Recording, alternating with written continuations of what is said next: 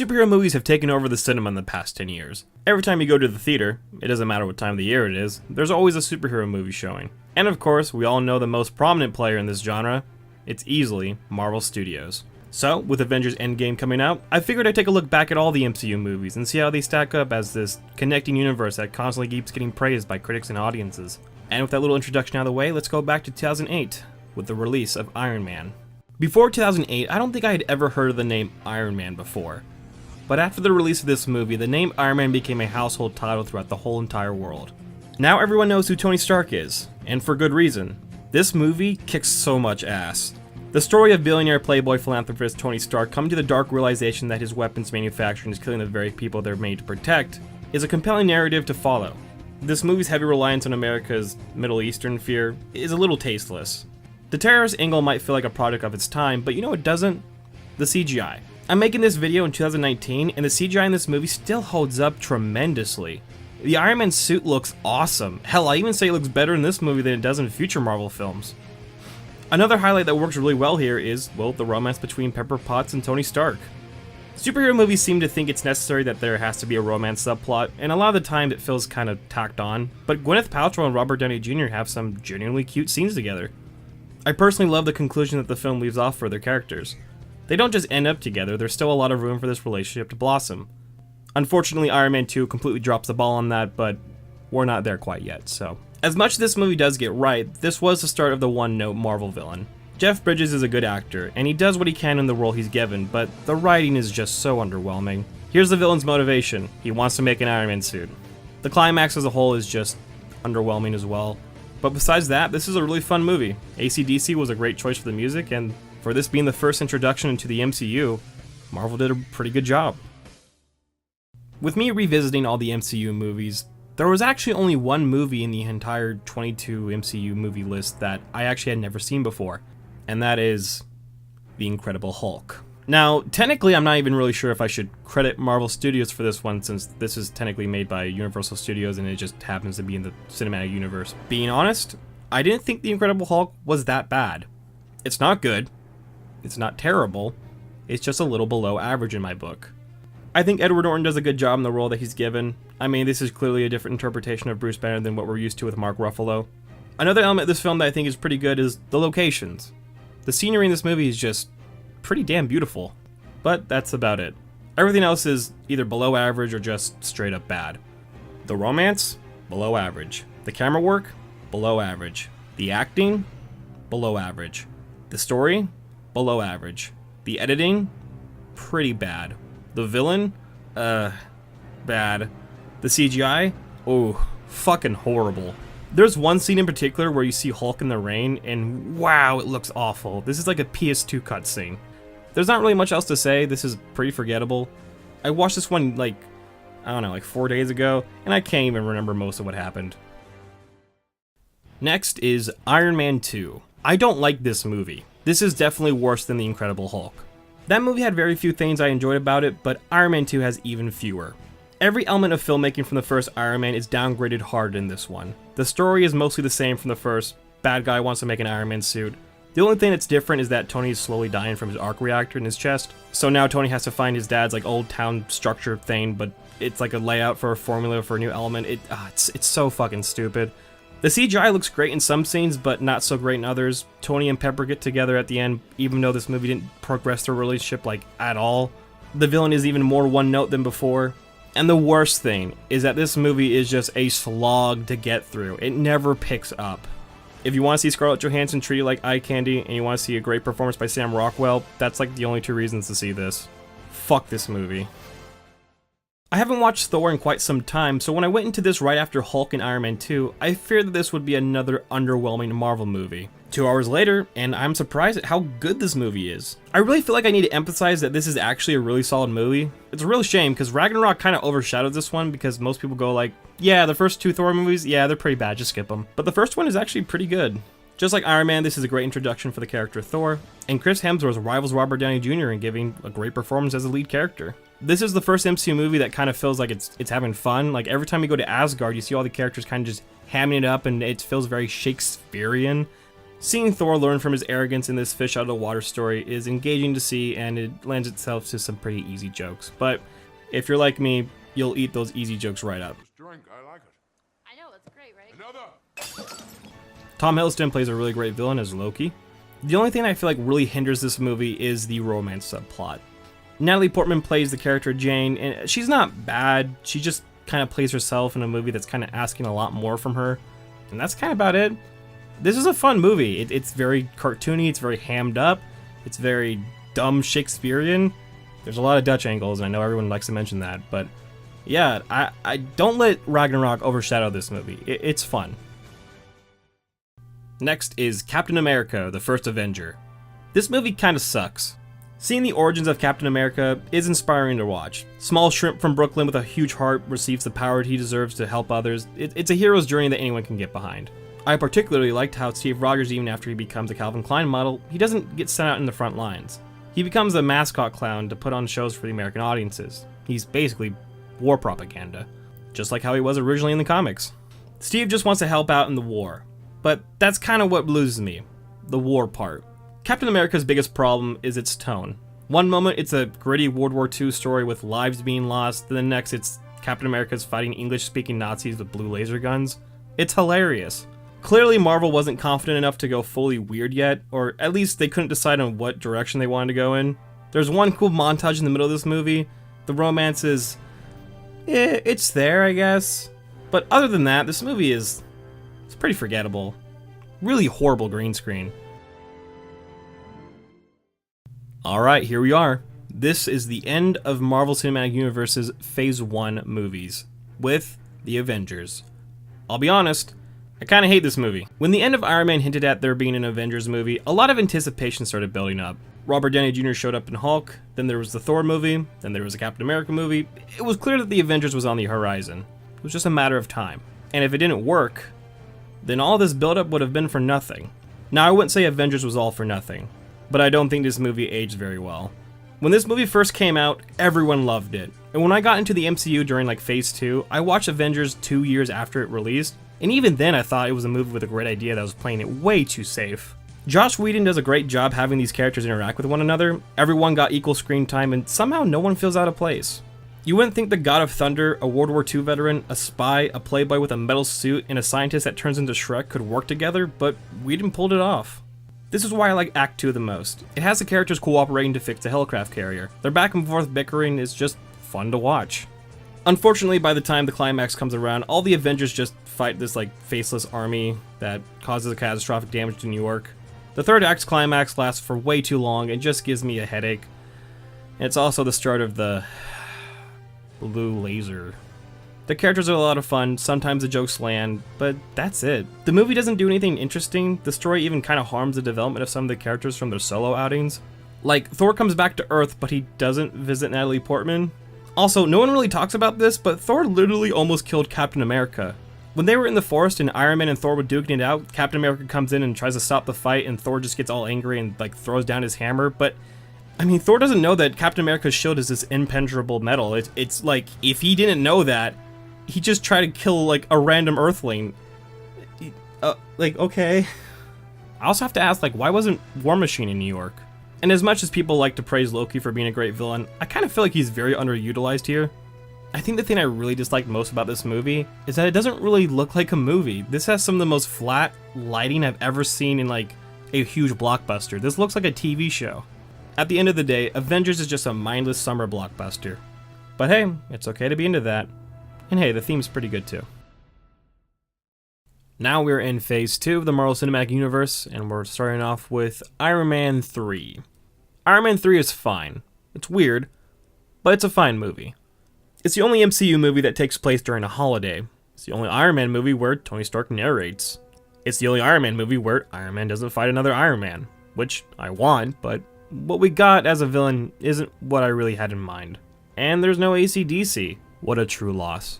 Iron Man 3 deals with Tony's vulnerability and his anxiety. After Avengers, Tony Stark starts having nightmares. He's scared of losing Pepper and he's just overworking himself. I think this is great, but it does kind of lose some of its impact when you remember that Tony's anxiety comes from the fight in New York.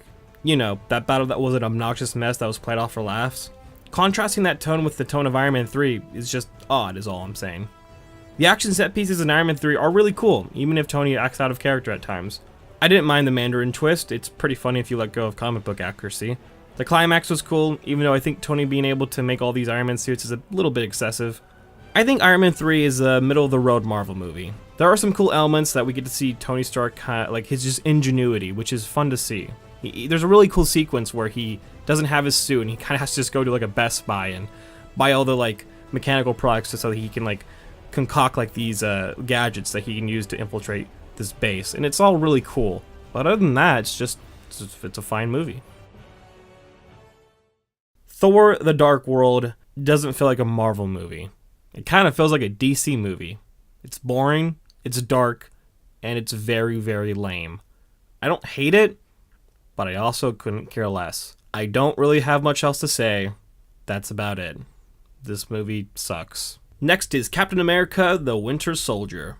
The Russo brothers came in and made the lamest Avenger into the most badass. Steve Rogers just got done fighting in an alien army alongside the God of Thunder, so now he's just kind of left to feel familiar with the modern world. It wouldn't be the MCU, however, if a world-ending catastrophe wasn't just around the corner. So S.H.I.E.L.D. gets compromised by a fraction of Hydra that has been infiltrating S.H.I.E.L.D. since, I guess, World War II, because why not? I guess they were able to just keep it a secret for that long. There's also the Winter Soldier, who is this operative badass with a cool metal arm and a really awesome music theme. The twist in the movie is that Bucky is the Winter Soldier. I say twist, but when the movie came out, all the comic book nerds already knew who he was, and all the casual moviegoers said the exact same thing Bucky did in his reveal scene.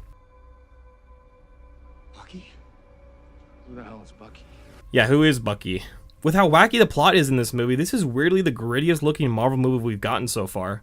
The action in this movie is some of the best executed action not only in the MCU, but in blockbusters in general. Cap and Bucky's first one-on-one fight is so damn good. The idea of a super buff dude with a shield being taken seriously was laughable before this movie, but damn, the Russos did a great job of making you respect Captain America as a character. He's not any different from his first movie either. He's still a guy with a big heart that fights for the honor, freedom, and American way. The addition of Falcon is cool, and this is probably the first MCU movie where Black Widow feels like an actual character. Her back and forth with Cap is playful and sweet. This is the first MCU movie since Iron Man where I'd say, this is actually pretty great. If you're someone that doesn't like Marvel movies, but you're for some reason watching this video, I would definitely recommend actually checking this one out. This is just a really good movie. Next is Guardians of the Galaxy. With how safe the MCU movies were up until this point, it's genuinely surprising that Marvel made Guardians of the Galaxy. I mean, yeah, sure, Iron Man wasn't a household name till he got his own movie, but still, you could have found enough people that knew of the character through comics, cartoons, and even some of the video games. But the Guardians of the Galaxy? I don't think anyone besides hardcore comic book fans knew who these characters were. This movie gave us a talking raccoon with an explosion fetish fighting alongside a tree in space. This was definitely out there even for the MCU. What I really like about Guardians is that it doesn't shy away from being weird, instead it kind of just embraces it completely. This is part of what makes the movie so great. It kind of just feels like Marvel went to the director James Gunn and just said, hey, go wild, kid. The characters Star-Lord, Gamora, Drax, Rocket, and Groot are all individuals that you can't help but just immediately fall in love with. They're all characters with personal baggage, and even though this movie kind of has that overdone cliche of like theme of family and whatever, but it's really well deserved here. Great OST, really entertaining space fight, great characters, probably some of the best jokes in the MCU. It's just a great movie, and I don't really want to give more of that away. Just go ahead and watch it. It's a really good time. Alright, next we have Avengers: Age of Ultron, and for the last two movies, Marvel was kind of on a streak there with some really great films. So now that we're at Avengers 2, well, how do they hold up? I think if you looked at most critics, they kind of say this movie is not very good, and it doesn't hold up very well. They don't say that about the first Avengers, but they do say that about this one. And, well, if I'm being honest, I like Age of Ultron more than the first Avengers. I'm not saying it's good, because quite frankly, it's really dumb and safe, just like the first. But at least this one actually kind of looks like a movie. Let me just list off all the things that are dumb in this movie. The Black Widow and Hulk romance. Yeesh. I don't know why they thought that was a good idea. This movie focuses on Iron Man more than it really should. Kind of makes it feel like an Iron Man 5. The title is Age of Ultron, but really it's more like a week of inconvenience from Ultron. This movie introduces Scarlet Witch and Quicksilver, and they're cool additions, but Quicksilver like dies at the end, and it's kind of really dumb, especially if you've seen Days of Future Past, where that Quicksilver actually is able to dodge bullets. Elizabeth Olsen plays Scarlet Witch, and, well, her character's like Russian or something, so they kind of have to give her an accent. and it's pretty bad. This is when the Marvel movies started feeling like bloated because they were really reaching for that 2 hours and 30-minute mark. And this movie kind of achieves that mostly because there's kind of this shoved in subplot with the Infinity Stones. So the only positives I can really give this movie is that Hawkeye gets some character development, and well, there's this one really good scene where everyone's trying to lift Thor's hammer. That scene was pretty fucking sick, I'm not gonna lie. Still though, I don't mind this movie. It's dumb, but I can sit through it and be like, hey, look, explosions and characters I recognize. Next is Ant-Man. I think Jay from Red Letter Media said it best. Ant-Man feels like manufactured fun. This isn't a bad movie. It's mostly played for a comedy, and that kind of plays in its favor of being able to enjoy it. Paul Rudd is a really great addition to the MCU. He's really fun to watch as Ant-Man. The story is basically a heist movie. Yellow Jacket, the villain, he looks cool in his outfit, but again, this is kind of like another one-note villain, and especially hey, you're fighting the evil version of yourself. All the Ant-Man sequences looked really great. I mean, I kind of agree with most people when they say, like, man, if only Edgar Wright got a real shot at this, maybe we could have gotten something great. I remember the first time I watched Captain America Civil War, I was 16, and this was back during a time where I was begging for Sony to give the rights for Spider-Man back over to Marvel Studios. Miraculously, that's actually what ended up happening. And Captain America Civil War was the first introduction of the character in the MCU, and that was very exciting. And not just that, this was also the first introduction of the character of Black Panther, which was also very exciting. Really though, if we're all being honest, the main reason people were really excited for Captain America Civil War was, hey, we get to see our heroes fight each other, that's pretty neat. But now that I'm older and wiser and I've watched this movie again, I still have fun with it, but it's definitely bloated. This isn't as bad as Age of Ultron, where Thor literally like left the plot of that movie and he was like, hey audience, don't forget, we're gonna have to deal with the Infinity Stones eventually, just want to give you a heads up. But there's just so much going on in Civil War that it's kind of hard to really engage with one plot thing that's happening. You have Cap trying to find his friend Bucky, you have the Sokovia Accords, you have Tony Stark dealing with his anxiety, you have the introduction of Black Panther and Spider-Man, and on top of all that you even have the villain, who doesn't really get much focus on in this movie, though he does kind of have a sympathetic motivation. If the movie took a step back and like kind of dropped some of the side plots and kind of focused more on Zemos, we could have gotten like a really good villain. At the end of the day, I would still say that Captain America Civil War is definitely one of the better Marvel movies. It still has the Russo brothers like really well executed action, and it's just great to see the Captain America story kind of come to a close here.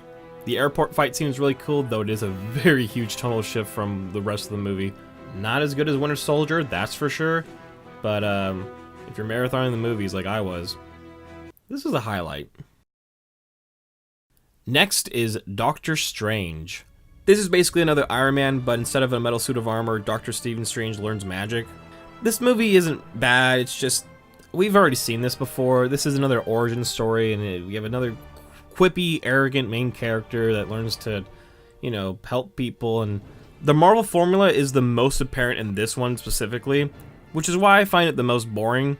The special effects are like the only thing worth of note. Everything else you've already seen before, so I'm not going to talk more about this. This is one of the more skippable Marvel movies in my opinion, because Doctor Strange works way better than the other movies. Next is Guardians of the Galaxy, Volume 2. Though it may not be as good as the first, Guardians 2 still showcases the lovable James Gunn style. Guardians 2 takes what we've learned from the characters from the first movie and just builds upon that even further. The addition of characters like Mantis is great. Ego plays a wonderful yet obvious villain. The OST is again a blast to listen to.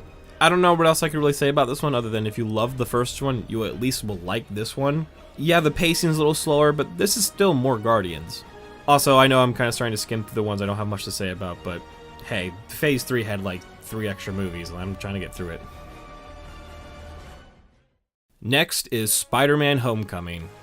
I got a few things to say about this one. Spider-Man Homecoming doesn't make you feel like Spider-Man. I understand that Marvel has to distinguish this version of Spider-Man from the 2 previous iterations, especially since it was only 3 years since the last one, but the direction they decided to go in with this has me questioning why they even called it a Spider-Man movie. Homecoming looks and sounds like a Spider-Man movie, but it fails to understand the character at its core. I'm fine with Spider-Man being young, but where's his guilt for letting Uncle Ben die? In fact, where's Uncle Ben? Adding new characters to distinguish this version from the other ones is fine, but that doesn't mean you have to take away the old ones, or worse, make them unrecognizable. I also think this is the first MCU movie where the connection to the MCU really bogs it down. When Peter Parker fucks up, it should feel like he really fucked up. But no, Iron Man can just swoop down and save the day. It doesn't really matter if Spider-Man almost got all these people killed. I really enjoyed Spider-Man's introduction in Civil War. It got me really pumped to see his solo outing. But now that I've watched it, I couldn't be more disappointed. This really isn't a bad movie, but it doesn't feel like a true Spider-Man movie. Instead, it's just another Marvel movie. And that doesn't feel so good. Next is Thor Ragnarok. I really don't like how people say this movie made Thor interesting, since I'll defend the first outing as a solid movie, but admittedly, Thor Ragnarok is definitely the best Thor movie, as well as one of the better MCU movies.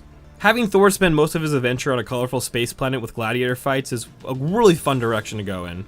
This movie starts by basically telling the audience that we're retconning the character. Thor's hammer, it's gone. The side characters, they're gone. Thor's girlfriend, she's gone.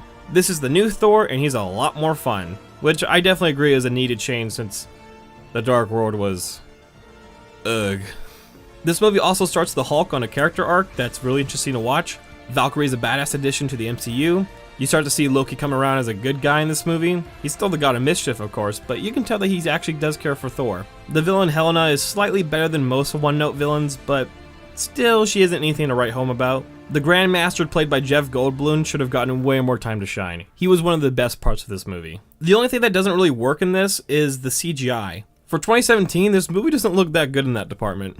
Other than that, though, Thor Ragnarok is an absolute blast, obviously taking some notes from Guardians, and Taika Waititi, the director, brilliant choice. Next is Black Panther. I remember there being so much excitement for Black Panther. And hell, I was even really excited for it. Once Black Panther had hit theaters, everyone was praising it for being a masterpiece. I was even hearing comparisons to The Dark Knight and Logan. I got some friends together, we bought our tickets, we sat down, and then 2 hours later, it was pretty average. What was being helmed by many as movie of the year to me was just another Marvel movie. I remember feeling genuine disappointment for a movie that ended up having a few good ideas, but didn't do much with those ideas. I think the best thing about Black Panther is probably the costume designs. Those really stood out, and those were really cool with all the cool African culture intertwined with the costume design. That was really neat. Everything else though, yeah, I mean the villain Killmonger was cool. There's just so much that doesn't make sense. Like Wakanda, it's a really cool idea. Like this country that's hidden, that's actually really advanced technology, with technology. But then they have these very primitive ways of electing a king. You elect your king through a fight, and it just seems weird and odd because they're so technologically advanced. The CGI in this movie is not very good. There's a couple moments, there's a chase scene in Korea, and there's also the scene where they're fighting and you see all the different African tribes standing on the side of a mountain. Moments like that really took me out of the movie. T'Challa was actually really cool and interesting in Civil War, but now that he has his own movie, he was the most boring character. The climax of the movie is it's pretty laughable as well. A civil war just basically breaks out in Wakanda, and everyone's fighting each other. Black Panther fights evil version of himself. It looks like a PS2 cutscene. Man, I can't believe this movie got so high on fucking Rotten Tomatoes. It's so overrated. I don't know what else to say. This movie's so fucking overrated. It's kind of insane. It's not bad. I don't think it's bad.